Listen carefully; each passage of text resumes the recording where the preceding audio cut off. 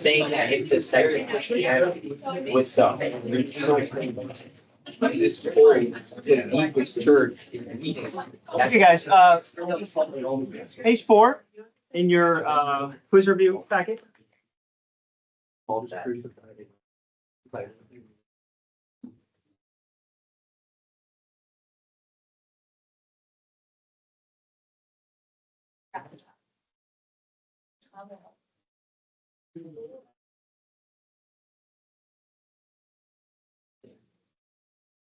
Right, I want you guys to try this on your own first. This is a derivative that's given, g prime. Find all relative extrema and justify your conclusions. So normally we have to find the derivative, but here the derivative is already given to you. So you can move directly into finding your critical points, populate your derivative sign line, test your interval, and then justify using because statements why X value would be a relative max or a relative. Okay. All right, try that. You guys can check your progress with the key. I won't go through each of the problems, but just want to see if we can do 8 and 9 on our own first.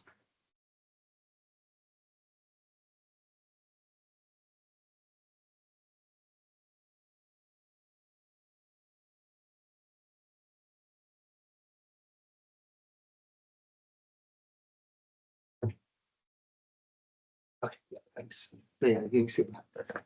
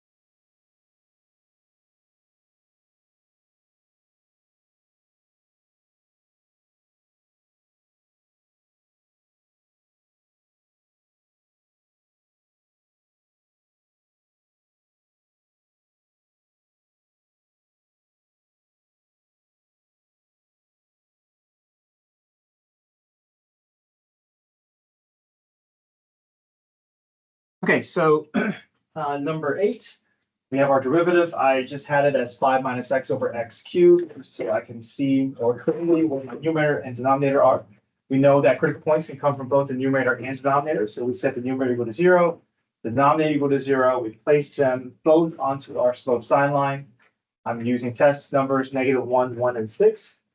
-1 into the derivative will give me a negative number. +1 will give me positive. +6 will give me negative. So based off of these sine lines, I can tell that we're expecting a relative max at 5.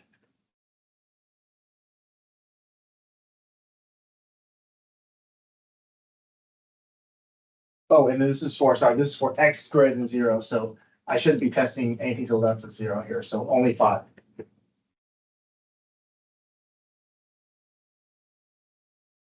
Even if we didn't know there's vertical asymptote because we don't have the g of x, they're telling us our domain restriction, which is for greater than 0. So just fine.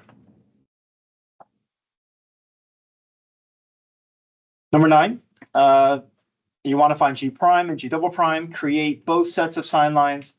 And then once you populate both sets of sine lines, you can line them up and see where both behaviors occur, where the graph is both decreasing and concave up at the same time.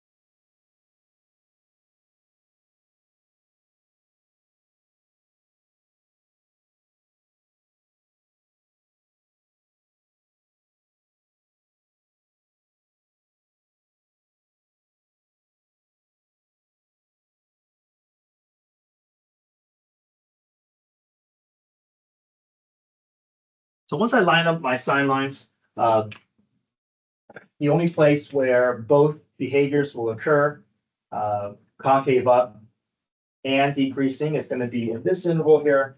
So at least know from -3/3 to 0, just this little region where graph is both decreasing and concave. Any questions?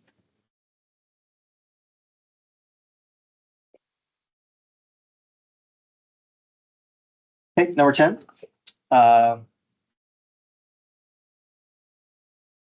Optimization problem here. We're going to be working with area versus perimeter. And the cost is associated with the perimeter because we're paying for the fence, not for the area inside the garden. So build your area equation, build your perimeter equation, involve the cost within your perimeter equation. And then we're trying to minimize costs. So you know that ultimately you're going to be finding the derivative of cost. But first, try to get your cost equation down to one variable. The area is going to help you do that. And once you get your cost equation down to one variable, then get it ready for power rule, find the derivative, set the derivative equal to 0, find your critical point, and then read the problem again to see what are they asking for. Are they asking for the minimum cost? Are they asking for the dimensions? Okay. Try that. I'll walk through the steps, but I want to have you guys try that first.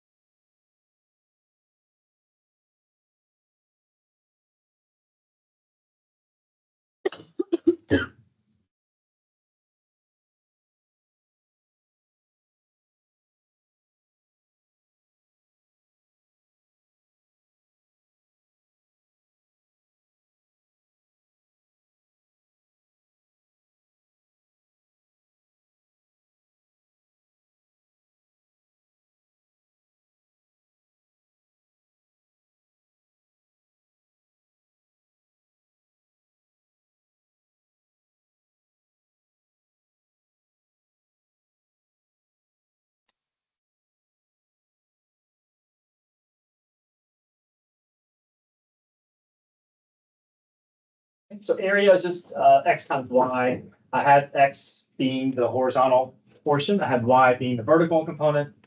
And I know the area that I'm working with 100 square feet. So I'm going to solve for y because I'm just going to naturally gravitate towards trying to get my equation in terms of x. So cost is 40x plus 20y.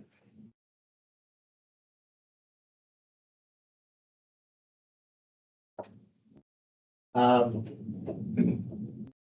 the side with the brick is the most expensive, so it's gonna be $30 per feet.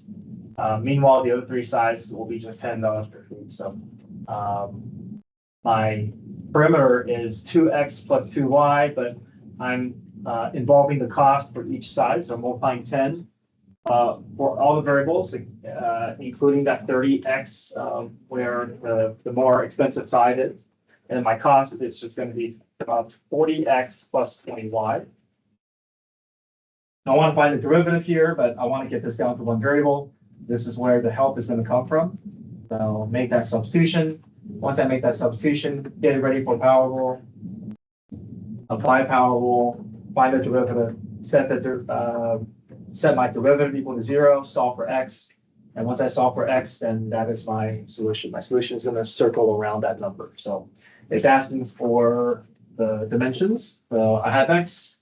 Just have to plug into an equation that's going to help me find y. Now, once you find x, you're not building any more formulas, right? Everything you need is in front of you. You just have to go and look to see, okay, what am I plugging back into to find whatever information they're asking for.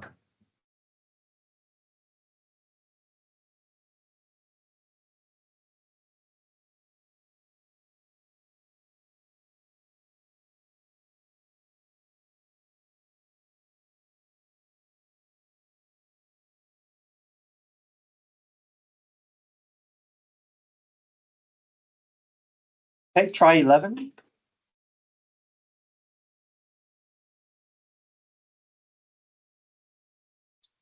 Also like a weird question, but like, why does on all these problems it's an open box? Like, what, does it having it with all sides like make it not work? No, it does. It's just, yeah. I have some closed box problems. I guess I just didn't put it on this review sheet, but if it's a closed box, then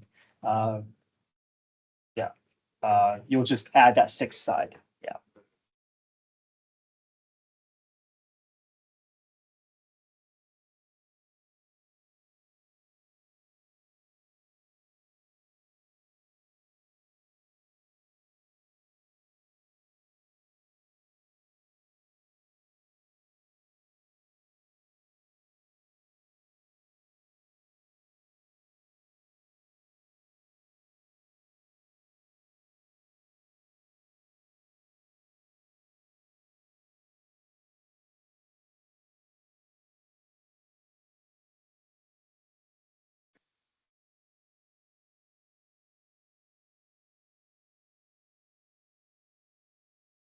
Number 11, you're playing with volume and surface area.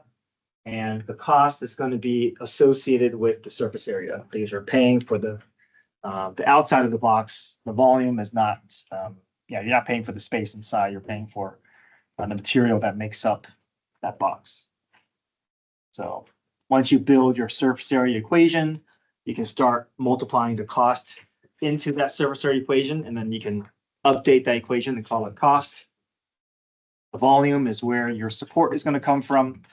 Volume equation formula will help you get your cost equation down to one variable. Once your cost equation is down to one variable, you apply power rule and find the derivative. I'm just always going to, if given the choice, I'm always going to move towards solving for X. If you solve for Y, it's not wrong. It's just different from my key, but our answer should still match.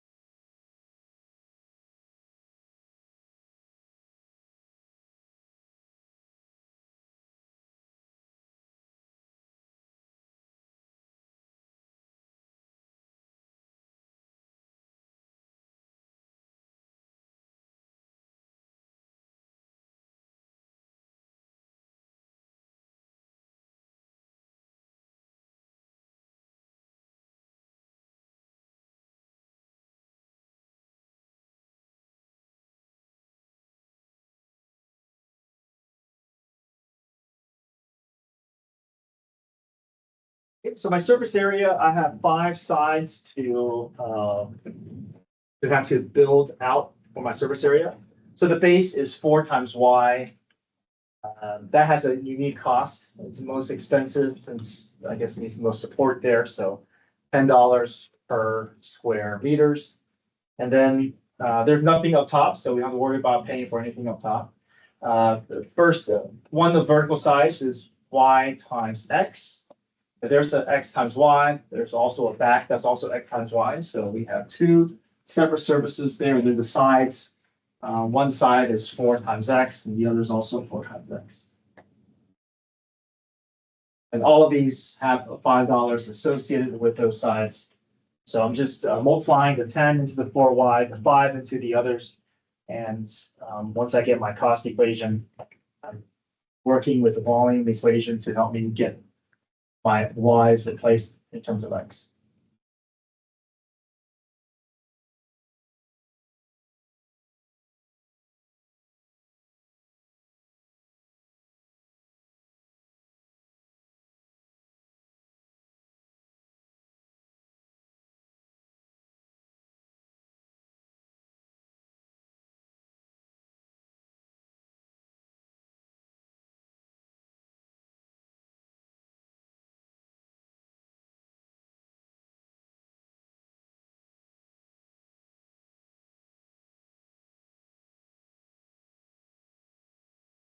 Okay, once my cost equation is down in terms of X, bring everything up to get ready for power rule, find the derivative, solve for X. Once I solve for X, looking back at the problem to see what they're asking for. They're asking for the cost of least expensive tank. So just to plug 3 into one of the cost equation, make sure you plug into C of X, not C prime. There's all these different variations of C of X, but maybe this one will be the easiest since it's already cleaned up in terms of X.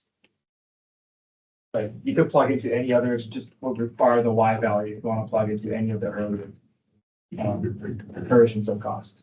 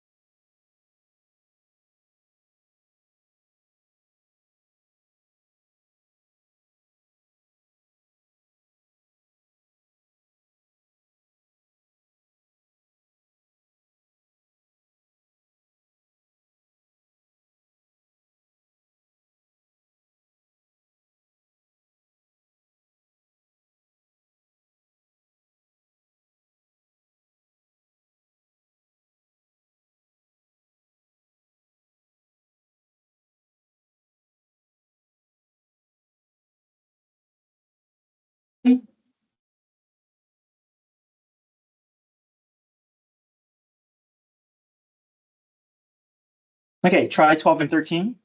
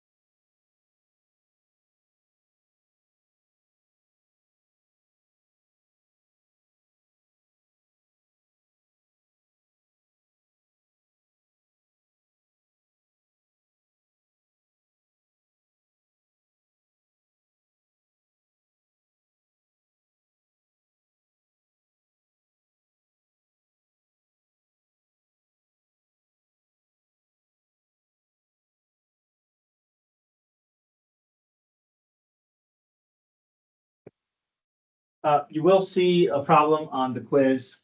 Optimization will either be involving cost with area perimeter or cost involving volume and surface area of a box.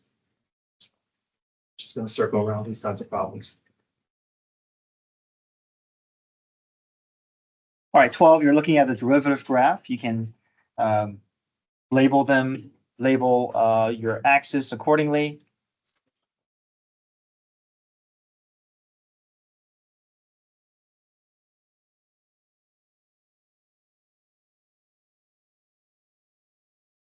Above the x-axis is positive slope, below is negative slope. Anything on the x-axis is slope 0.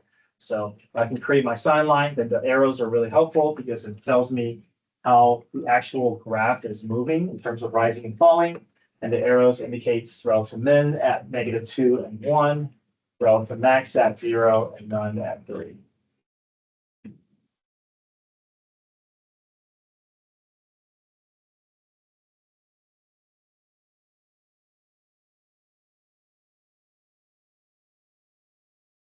Mr. Yu, Mhm.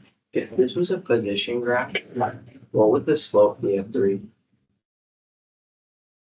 Um, 0, I think, right? Or is it under? No, I think it's 0. It's under.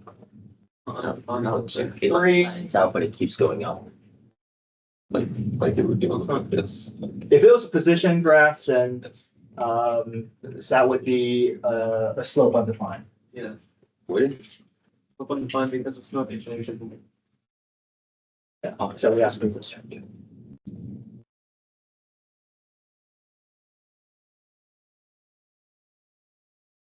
Okay, 13. Graph of function f is shown in the figure to the right, which of the following values of x is f prime, negative and decreasing. So f prime negative means negative slope.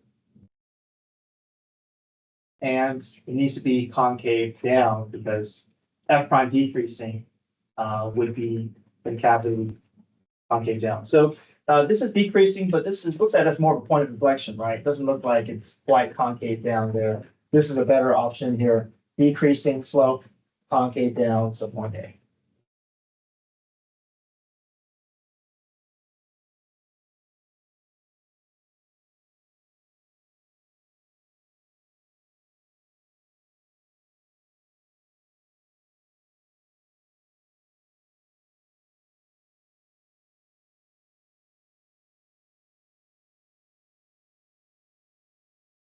Okay, let's see how much of the last page we can get through in the next 5 to 10 minutes.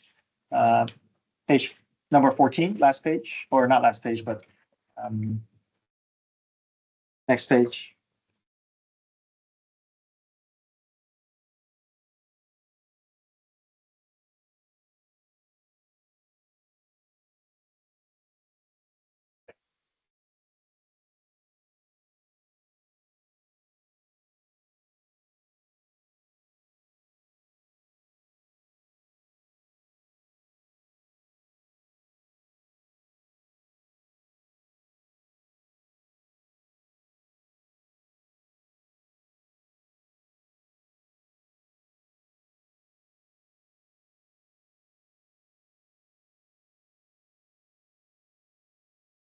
create your slope and concavity sign line, populate both sign lines, and once you have your sign lines all notated, then you should be able to figure out which of these options will be true.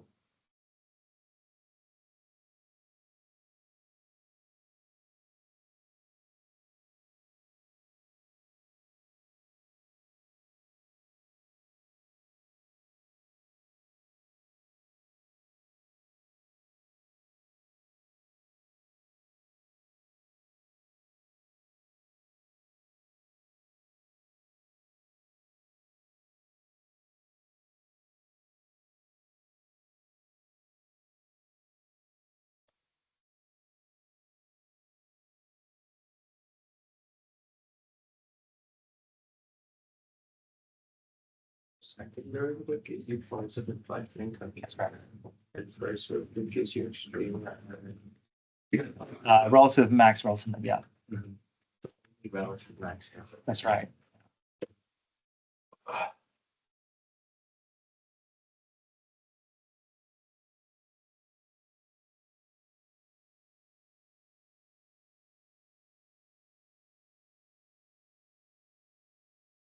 Okay, let's do one more, number 15.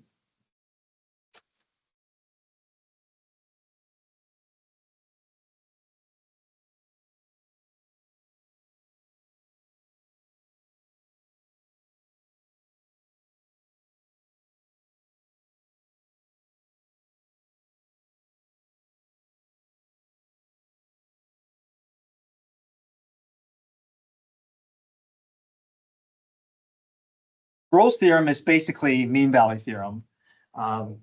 We still apply the same process. We're still basically setting the average rate of change equal to the instantaneous rate of change.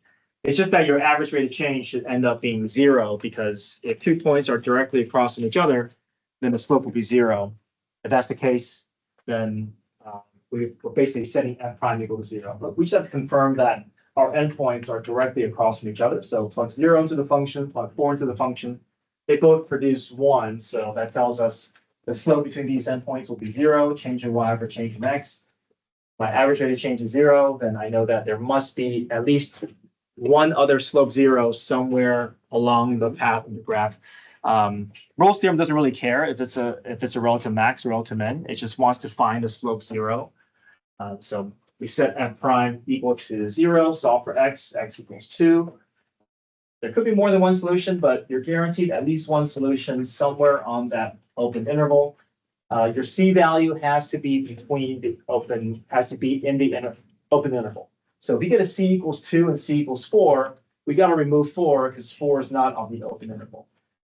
Make sure that if I give you a problem that involves mean value theorem or Rolle's theorem, that you're writing out your justification, your condition. So I'm looking for continuity on the closed interval and differentiability on the open interval. And so this is going to go towards 4 on your quiz.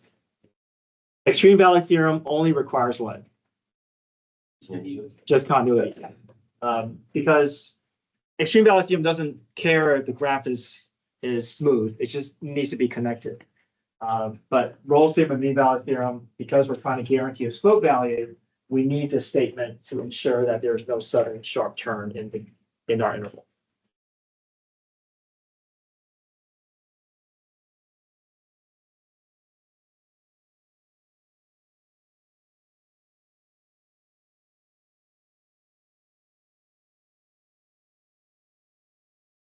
Any questions?